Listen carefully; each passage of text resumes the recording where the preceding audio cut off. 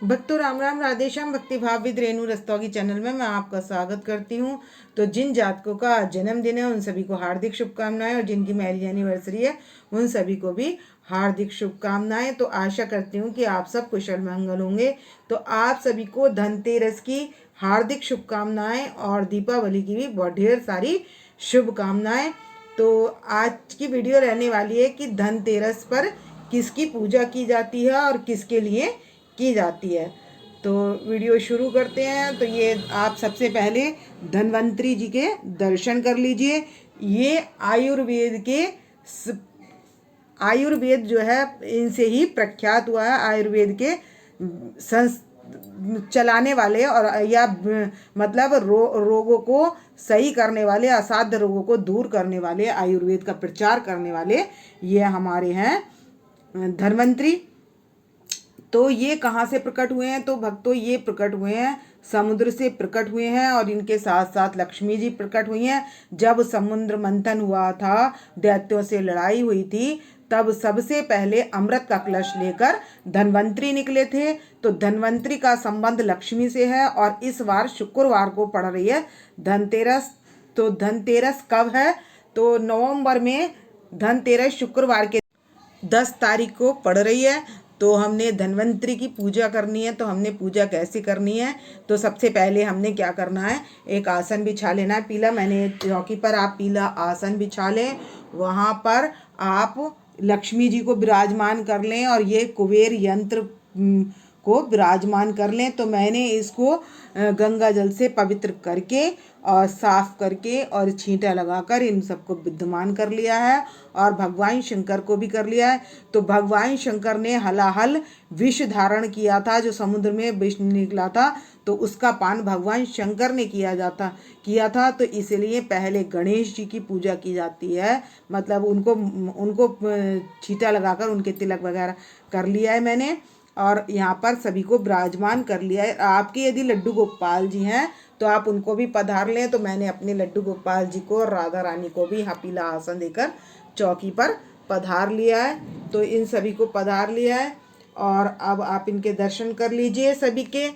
तो आपको करना क्या है, धन्वंतरी जी की पूजा करनी है। धनतेरस धन के देवता हैं कुबेर देवता, और ये त्रयोदशी को की जाती है। और लक्ष्मी जी की पूजा विशेष है, क्योंकि आपकी बार क्या पड़ रहा है, शुक्रवार पड़ रहा है।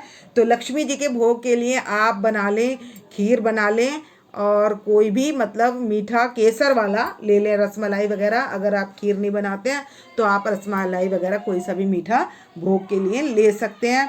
तो ये धन्वंतरी जी की पूजा कैसे होगी, मतलब उनको पहले हम तिलक लगा देंगे। अब जल छिड़क कर मैंने इनको शुद्ध कर लिया है, और अब लगाएंगे हम तिलक।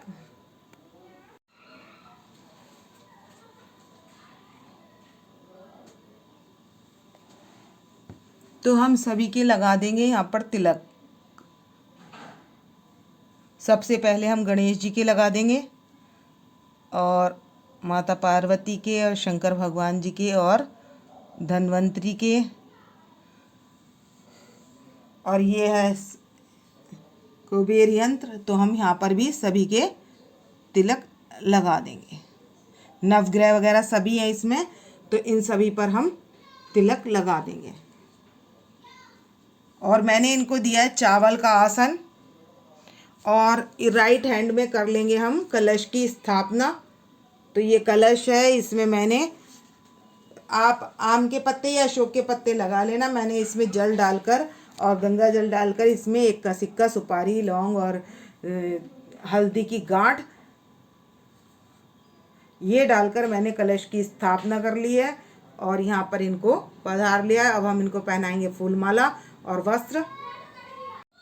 तो भक्तों मैं गणेश जी को, माता पार्वती जी को और शंकर भगवान जी को सभी के पास वस्त्र अर्पित कर दूंगी, और हम धन्वंतरी के पास भी जो है वस्त्र अर्पित कर देंगे। अपने लड्डू गोपाल जी के पास भी वस्त्र अर्पित कर देंगे। तो मैंने सभी के टीका लगा लिया है और सभी को वस्त्र भी अर्पित कर दिए हैं।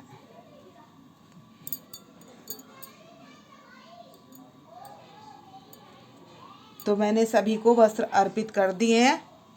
अब हम सभी को फूल माला पहना लेंगे। तो हमने सभी को पहना ली है फूल माला।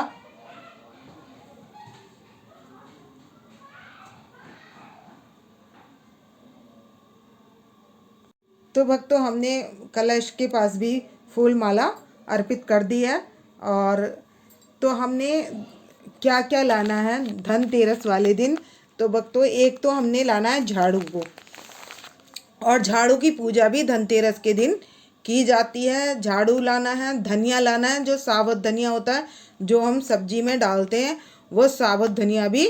तो उससे क्या होता है, धन धन धन या मतलब धन धन का आना, तो धन काफ़ी मात्रा में आता है। काफ़ी मात्रा में मतलब धन की वृद्धि के लिए हम लाते हैं धनिया।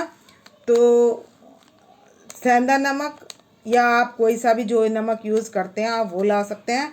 नमक, धनिया और झाड़ू, ये 3 चीज़ें तो हमें लानी है। और इसके अलावा हम भक्तों चांदी की कटोरी अपने लड्डू गोपाल जी के लिए, तो हम अपने लड्डू गोपाल जी के लिए क्या चीज़ गिफ्ट में दे सकते हैं? तो भक्तों हम दे सकते हैं, भक्तों हम अपने लड्डू गोपाल जी को दे सकते हैं मोरपंख। तो ये मतलब जो भी चीज़ खरीद कर ला सकते हैं, आपका भाव है। आप कोई पीतल का बर्तन भी ला सकते हैं, आपका भाव है। जो आपकी श्रद्धा हो और जो आप आसानी से ला सकें वो ला सकते हैं। तो लड्डू गोपाल जी के लिए अगर आपको लाना है तो चांदी की कटोरी या गिलास, आपको जो भी कोई बर्तन उनके लिए शॉपिंग करनी है तो आप वो भी ला सकते हैं। और यदि इसके अलावा आपको और भी कोई चीज़ लानी है लड्डू गोपाल जी के लिए, तो आप उनके वस्त्र भी ला सकते हैं और उनके लिए आप उनकी ज्वेलरी भी ला सकते हैं। आपका भाव है, आपको उनकी बांसुरी लानी है और चांदी की बांसुरी लाने चाहते हैं आप, तो इस दिन ला सकते हैं। चांदी की कटोरी, चम्मच, आपका जो भी भाव है। आप अगर कोई छोटी चीज़ ही लाना चाहते हैं तो आप चांदी की चम्मच भी ला सकते हैं। और ये तो वास्तविक बात है, जिसके पास है तो वो सोने की भी चीज़ें ला सकते हैं और चांदी की भी ला सकते हैं। तो सोना चांदी मैटर नहीं करता है, मैटर करता है भाव हमारा। तो आपको अपने भाव के अनुसार, जो आपकी सामर्थ्य है उसके अनुसार आपका भाव होगा, और आप उसी के अनुसार आप कोई भी चीज़ अपने भगवान के लिए ला सकते हैं। तो आप जो भी उचित समझें वो ला सकते हैं। और धनिया, नमक और ये चीज़ें तो घरेलू चीज़ें, ये तो सभी लेकर आएंगे। तो हमने लड्डू गोपाल जी के साथ धनतेरस किस तरीके से मनानी है, तो हमने इनको ये इस तरीके से मोर पंख वगैरह इनको कोई भी गिफ्ट दे सकते हैं। तो भक्तों छोटे स्टैंड में लगे आते हैं वो वाले मोर पंख भी आप कोई से भी ला सकते हैं, और नहीं है तो आप इस तरीके से भी इनके मुकुट में ये अवश्य मोर पंख अवश्य लगा दें। अगर आपकी मुकुट है या उसमें मोर पंख नहीं लगा हुआ है तो आप उसमें मोर पंख अवश्य लगा दें। तो उस दिन अपने लड्डू गोपाल जी को मोर पंख जरूर धारण कराना है, और आपको लड्डू गोपाल जी को पंचामृत से स्नान कराना है धनतेरस वाले दिन।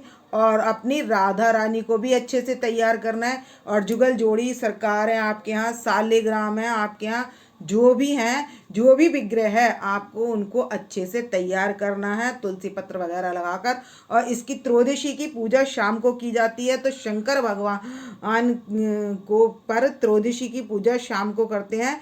तो शाम को भगवान शंकर के मंदिर में दीप जलाने से लक्ष्मी की प्राप्ति होती है, क्योंकि ये वरदान है कि जो मेरे ऊपर त्रयोदशी के दिन शाम को जल चढ़ाएगा, दिया जलाएगा, तो लक्ष्मी जी तुम उनके साथ उनके घर चली जाना। तो इस तरीके से, तो इस भाव के कारण लक्ष्मी जी जो त्रयोदशी के दिन पूजा करता है और दीपक जलाकर भगवान को के शिवलिंग पर आता है, तो लक्ष्मी जी उसके साथ साथ उसके घर आ जाती हैं। तो इसलिए, और दिन पड़ रहा है शुक्रवार का, तो इसलिए मैंने भगवान शंकर जी को भी यहाँ विराजमान कर लिया था। और राधा रानी के चरणों में तो लक्ष्मी जी और रिद्धि सिद्धि सभी विराजमान हैं। तो लक्ष्मी जी की पूजा विशेष होती है। और इसमें दीपक जलाया जाता है। तो दीपक कब से कब तक जलाया जाता है? तो भक्तों धनतेरस से लेकर दोज तक 5 दिन दीपक जलाया जाता है यम के निमित्त, जिससे अकाल मृत्यु नहीं हो इसलिए, और कोई भारी विपदा ना आए इसलिए जो है यम के निमित्त ये दीपक जलाए जाते हैं। 5 दिन का ये दीपदान होता है। और नरक चतुर्दशी पर 4 लौ वाला दीपक होता है। तो मैं वो वीडियो आपको सेपरेट डाल दूंगी। तो ये तो है धनतेरस की, तो मैंने इसमें फिर भी सार रूप में बता दिया है कि धनतेरस के बाद दोज तक 5 दिन के ये दिए जलते हैं। तो हमने झाड़ू कड़े वार में नहीं लेनी है, सोमवार में लेनी है। तो शुक्रवार, शनिवार और इतवार ये सोमवार हैं, और सोमवार से लेकर बृहस्पतिवार तक ये कड़े वार कहलाते हैं। तो इसलिए हमने नहीं लेनी है झाड़ू। और जो दरिद्रता कैसे दूर करें, आपके घर के जो पुराने बर्तन हैं उनको निकाल दें और नए बर्तन ले आएं। तो इस और भी जैसे टूटी फूटी चीज़ें हैं घर में, तो और जो भी आपका जो काम का सामान नहीं है, जो बेकार है, उन वस्तुओं को निकाल दें। मतलब जो टूटी फूटी चीज़ें होती हैं ये क्या होती हैं, दरिद्रता होती है। जैसे कांच के बर्तन भी हैं आपके या कोई से भी हैं, जो भी चीज़ टूट गई है वो बेकार होती है। चप्पल वगैरह भी आपकी अगर कोई टूटी फूटी चटकी हुई हो तो आप उन सबको भी निकाल दें। और क्योंकि ये दरिद्रता इन चीज़ों में दरिद्रता का वास होता है, इसलिए आप उन सबको निकाल दें। तो अब कर लेंगे हम बांके बिहारी की आरती और लक्ष्मी जी की आरती। तो हमने घंटी बजा लिया और आरती कर लेंगे। बांके बिहारी तेरी आरती गाऊं, हे गिरधर तेरी आरती गाऊं, मोर मुकुट सिर छत्र बिराजे, कानन कुंड। और अब कर लेंगे हम लक्ष्मी जी की आरती। ओम जय लक्ष्मी माता, मैया जय लक्ष्मी माता, जो नर तुमको जाता सो नर तर जाता। ओम। तो शंख के जल से जोत ठंडी कर लेंगे और घंटी लगाकर भोग लगा देंगे। तो मैंने बर्फी का भोग लगाया है, आप खीर का उस समय पर देखते हैं क्या लगाएंगे, लेकिन खीर का भोग और केसर की वस्तुओं का भोग हम इनको लगा सकते हैं।